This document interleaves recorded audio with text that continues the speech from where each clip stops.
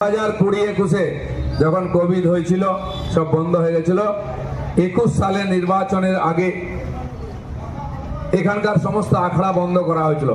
এই প্রদীপ বাবু, আমি নাম নিয়ে বলছি, চেয়ারম্যান ছিলেন, আর সমস্ত আখড়াকে গিয়ে চমকেছিল, এই আখড়া বার করবি না। সঙ্গে ওসিকে নিয়ে ঘুরছিল, কেস দেবো, ঢুকিয়ে দেবো, আখড়া বার করতে দেবে না। বড় রাম ভক্ত, বিশাল বড় কাট আউট।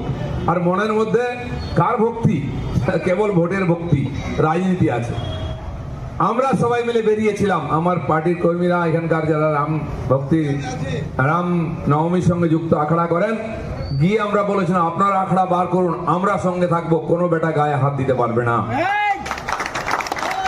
এবং বেরিয়েছিল, কেস হয়েছিল, কেস ওদের নামে হয়নি, আমার নামে কেস হয়েছিল। আমার নাম চরণজিৎ আছে এখানে, তার নাম, আরো 2-3 জনের নামে কেস দেওয়া হয়েছিল। আমরা নাকি অস্ত্র নিয়ে ভয় দেখিয়েছি। যে ভয় পাবে তাকে তো দিলীপ ঘোষ ভয় দেখাবেই।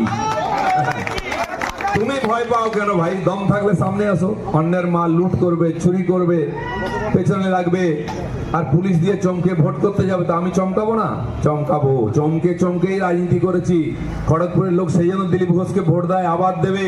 এখানকার গুন্ডা মাফিয়ার বিরুদ্ধে আমি লড়াই করেছি, আবার লড়বো যতদিন থাকবো। আর এবার তো লড়তে হবে না, ভেতরে ঢোকাবো, কারণ ক্ষমতায় আসবে বিজেপি। পশ্চিমবাংলায় পরিবর্তন হবে। যে পুলিশ আজকে মাফিয়া গুন্ডার সঙ্গে বসে চা খাচ্ছে, এই চোর নেতাদের সঙ্গে চামচাগিরি করছে, সে পুলিশই দেখবে অন্য রূপে উত্তরপ্রদেশের স্টাইলে কিরম এনকাউন্টার করবে, কিরম ভেতরে ঢোকাবে, দেখে নেবেন। 4 তারিখের পরে মে মাসের সব পাল্টে